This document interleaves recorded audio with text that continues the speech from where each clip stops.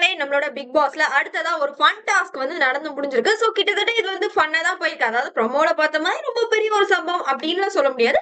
ஓரளவு சுவாரஸ்யமா போயிருக்கு அப்படின்ற ஒரு விஷயங்கள் வந்து நம்மளால பார்க்க முடியுது. எல்லாருமே ஃபன்னா தான் எடுத்துக்கிறாங்க. ஆனா ஒரு சில இடத்துல வன்மமும் வெடிக்குது அப்படின்றதுதான்.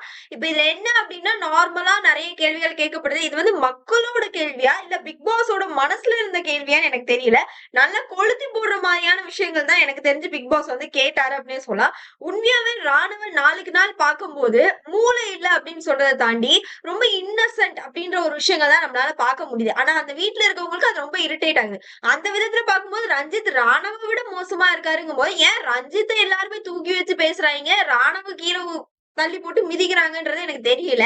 சோ இந்த ஒரு விஷயங்கள் வந்து நடந்துட்டு இருந்தது சொல்லலாம். ஏன்னா அவர் ஒரு விதமா யோசிக்க, இவங்க ஒரு இதை யோசிக்கங்கும் போது ரொம்ப மட்டம் தட்டுற மாதிரி நிறைய விஷயங்கள் நடந்துட்டு இருந்ததை நான் பார்த்தேன். சரி, அது ஒரு கான்வர்சேஷன், அது அங்க போயிருச்சு அப்படின்னாலும் அடுத்ததான மெயினான கான்வர்சேஷன் இந்த சிட்டு அப்படின்ற ஒரு விஷயங்கள் இருக்கு இல்லையா, இது வந்து தொடர்ந்து நடக்குது. எல்லாருமே அவங்களுக்கு மனசுல பட்ட விஷயங்கள் கேட்கப்பட்டிருந்தாங்க. இந்த வீட்டுக்குள்ள கியூட்டான பேரு, கியூட்டு நினைச்சு கிரிஞ்சு பண்ற பேர் அப்படின்ற விஷயங்கள்.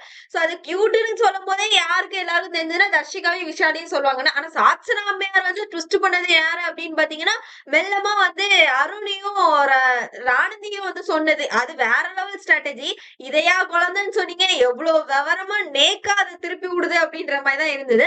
அடுத்த கட்டம் அப்படின்னு பாத்தீங்கன்னா, ரயானையும் ஜாக்லினையும் பிரதர் அண்ட் சிஸ்டர் சொல்லி பண்றாங்க இல்லையா, அது ரொம்ப கிரிஞ்சியா இருக்குன்னு சொல்றாங்க. எங்களுக்கு கூட நீ முத்துக்குமாரனை புடிச்சு வச்சுட்டு பிரதர்னு சொல்லிட்டு கிரிஞ்சித்தனம் பண்றியா, அது பாக்குறதுக்கே சைக்கிள்ன்ற மாதிரி இருக்குது. இருந்தாலும் நாங்க பாக்கலையா, அதமே நீயும் பாருமா அப்படின்றதுதான். அது என்னமோ வயிற்றுச்சலா தான் நான் வந்து சாட்சனா பண்ணதை பார்த்தேன் அப்படின்றது. சரி, இது ஒரு பக்கம். அடுத்தது அப்படின்னு பாத்தீங்கன்னா, பெண்கள்ல மெஜாரிட்டி சாட்சனாவை கழுவிதான் ஊத்துறாங்க. எவனுமே பாராட்டல. ஆண்களை தவிர வேற யாருமே எனக்கு தெரிஞ்சு பாராட்டுற மாதிரி நான் பார்க்கவே இல்லை அப்படின்றதான். காலையில வந்து தர்ஷிகா வந்து சாட்சினாங்க பரவாயில்ல, நல்லா ஓரளவு இப்ப அடம் பிடிக்கிறதெல்லாம் மாத்திருக்கா அப்படின்ற மாதிரி பாராட்டினாங்க. அதுக்குள்ள ஈவினிங் வந்துட்டு அது வேற வாய், இது நாரவாய் அப்படின்ற மாதிரி சாட்சினாவ இவரை நம்பி கிச்சன்ல ஒரு பொருள் வைக்க முடியாது மக்களே, எல்லாத்தையும் திருடி தின்றுறா அப்படின்ற மாதிரிதான். திரும்ப திரும்ப சாட்சனாக்கு பாயிண்டா வர்றது அதுதான். ஏன்னா அந்த அம்மா அதை மட்டும் தான் வீட்டுக்குள்ள பண்ணிட்டு இருக்காங்க. 3 பேர் கேக்க வாங்கிட்டு என்னமோ ஒருத்தர் கேக்க தின்ன மாதிரி, நான் யார்ட்டையும் பங்கு வாங்கல, என் கேக்க தின்னுபிட்டீங்க அப்படின்னு கத்திக்கிட்டு இருந்தாங்க. சோ அத வச்சு அவங்க வந்து பேசுறாங்க. இவங்க அந்த விஷயங்களை மட்டும் பண்ணிக்கிட்டு இருந்தா தொடர்ந்து அதை பத்தின பாயிண்ட் மட்டும் தானே வந்துகிட்டு இருக்கும். அப்ப சாட்சனாக்கு அது மட்டும் தான் வருதுன்னா அதை மட்டும் தான் பண்ணிட்டு இருக்காங்க வீட்டுல அப்படின்ற ஒரு இது. அப்புறம் சௌந்தர்யா சொன்னது அழகா வந்து இங்க கேட்டாங்க போய் சொன்ன சாட்சினா அப்படிதானே, டீமா விளையாடுப்போம் பாய்ஸ் டீம் இருந்து எல்லாத்தையும் எடுத்துட்டு வந்து அப்படியே கேர்ள்ஸ் டீம் ஆக்குவாங்க. கேர்ள்ஸ் டீமுக்குள்ள ஒரு சண்டை நடந்தா அதை அப்படியே தூக்கிட்டு போய் ரொம்ப ட்ரஸ்டபிள் பர்சன் முத்துக்குமாரன் சொல்றது. அதனால ஒரு பெரிய பஞ்சாயத்து ஒண்ணு வந்தது. பிக் பாஸ் வந்து அந்த மாதிரி ரூல்ஸ் போடக்கூடாதுன்னு சொன்னப்போ அந்த இதெல்லாம் வச்சு வந்து சவுண்ட் சொல்றாங்க. ஆனா அதுக்கு சாட்சனாவை தாண்டி முத்துக்குமரன் எக்ஸ்பிளேஷன் கொடுன்னு கேட்டது. சீக்கிரமாவே முத்து வந்து டவுன் ஆயிடுவாரோ சாட்சனாவால அப்படின்ற மாதிரியான ஒரு பாயிண்ட் வந்து அந்த இடத்துல எழும்புது. சாட்சனா அவங்களுக்கு தேவை அவங்க வாய்ஸ் அவுட் பண்ணிருப்பாங்க, இவர் பேசணுன்ற ஒரு பாயிண்ட் இல்லையோ அப்படின்ற மாதிரி தான் எனக்கு ஃபீல் ஆச்சு.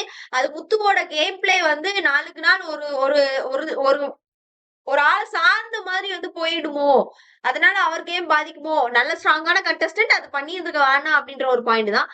இந்த மாதிரி ஏகப்பட்ட விஷயங்கள் தொடர்ந்து நடந்துட்டே இருந்தது அப்படிங்கும்போது சாட்சனாமையாரே வந்து ஏதோ எல்லாரும் என்னதான் சொல்ல போறாங்க. ஏன்னா ஜெப்ரி யோசனை இதெல்லாம் ஒரு குழந்தையா எப்பா அப்படி அது ஜெப்ரி பண்ண அந்த காமெடி இருக்கு இல்லையா, சாதாரண ஒரு விஷயம் அது ஃபன்னா கொண்டு போன விஷயங்களா இருக்கட்டும், அதுவே நல்லா இருந்தது. அதுவே சாட்சனாவுக்கு தெரிஞ்சு போச்சு அது அவங்கதான். அப்ப சாட்சனாவே மைண்ட்ல என்ன நினைச்சிட்டு இருக்காங்கன்னா, யாரோ ஒருத்தங்க மனசுக்குள்ள போய் பதிவு வைக்கணும். இந்த பசங்க எல்லாம் சேர்ந்து அவங்களை குழந்தைன்னு சொல்லி இப்ப இந்த குழந்தை ரிலேட்டடா எது வந்தாலும் நான் தான் என்னையதான் நீ சொல்ல போற அப்படின்ற மாதிரி வந்து பேசுறாங்க.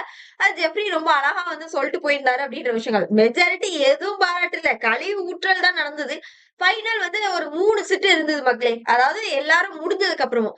சோ நான் போறேன்னு எல்லாம் போட்டி போட பிக் பாஸ் வந்து 3 பேருக்கு ஒரு வாய்ப்பு. அதாவது ரொம்ப ஓப்பனப்பா தைரியமா பேசக்கூடிய ஆட்கள் யாரு அப்படின்ற மாதிரி பிக் பாஸ் கேட்கும் போது நிறைய பேர் கை தூக்குனாங்க. அதுல வந்து பிக் பாஸே வந்து நீங்களே செலக்ட் பண்ணுங்க பிக் பாஸ் அப்படின்னா அவரே என்ன நினைக்கிறாருன்னா, இவங்க பேசினா அங்க ஒரு கான்ட்ரவர்சி கிரியேட் ஆகும் அப்படின்னு நினைச்ச ஆட்கள்ல 3 பேர் ஜாக்லின், அன்ஷிதா அண்ட் சௌந்தர்யா. பரவாயில்ல, சவுண்டுக்கும் ஜாக்குக்கும் நடுவுல அன்ஷிதா இந்த அளவுக்கு முன்னேறி வந்திருக்காங்க.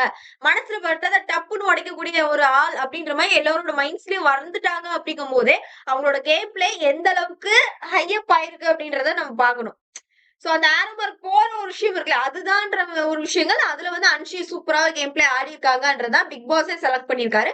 சோ இவங்க 3 பேருக்கும் திரும்ப ஒரு வாய்ப்புகள் கொடுக்கப்பட்டு அவங்களோட கேம் பிளேய ஆடி இருக்காங்கன்ற ஒரு விஷயங்கள் தான். சோ அது ரொம்ப நல்லா இருந்தது. மொக்க டாபிக் தான் அதுவுமே நம்மளால பார்க்கப்பட்டது. சத்யாவ சொல்லியிருந்தாங்க மூளைய வீட்லயே வச்சுட்டு வந்துட்டா போல. அது சத்யாவ வந்து நக்கல் பண்ண விஷயங்கள். இத்தன நாள் வாய தொறக்கல. நீங்க என்னமோ புதுசா வாய தொறக்க நான் இருக்கிறேன் பாரு. ஆமாமா வீட்ட வச்சுட்டு வந்திருக்கேன். நாளைக்கு அனுப்பி விடுவாங்க அப்படின்னு அட்லீஸ்ட் இப்பயாவது வாய தொறந்தியே சந்தோஷமா இருக்கு சவுண்டுக்கு தேங்க்ஸ் சொல்லு அவங்களாலதான் இப்ப நீ இருக்கன்றதே வெளிய காமிச்சிருக்கன்ற ஒரு பாயிண்ட் தான் நம்மளால பார்க்க முடிஞ்சது. ஆமா அன்ஷி வேலை ஆகுறாங்க போது முத்து வந்து சொல்லியிருந்தாங்க நான் அவரோட மூளை மூலமா வேலை ஆகுறாங்க அவங்க வேலையை தாண்டி இதை செஞ்சிடலாம் அதை செஞ்சிடலாம் அவங்களோட பாயிண்ட வந்து சொல்றாங்க சஜஷன் அதை வந்து அன்ஷி வந்து சொல்றாங்கன்ற ஒரு பாயிண்ட் இருந்தது. சவுண்ட் சொன்னதும் அதான் ஜாக்கு சொன்னதும் கிட்டத்தட்ட அந்த மாதிரிதான் இருந்தது அப்படின்னே சொல்லலாம்.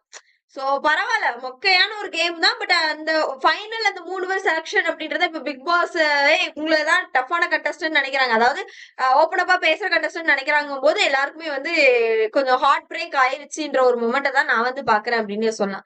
சோ இதை பத்தின உங்களோட கருத்துக்கள் என்ன அப்படின்றத கமெண்ட் பாக்ஸ்ல தட்டி விட்டுருங்க.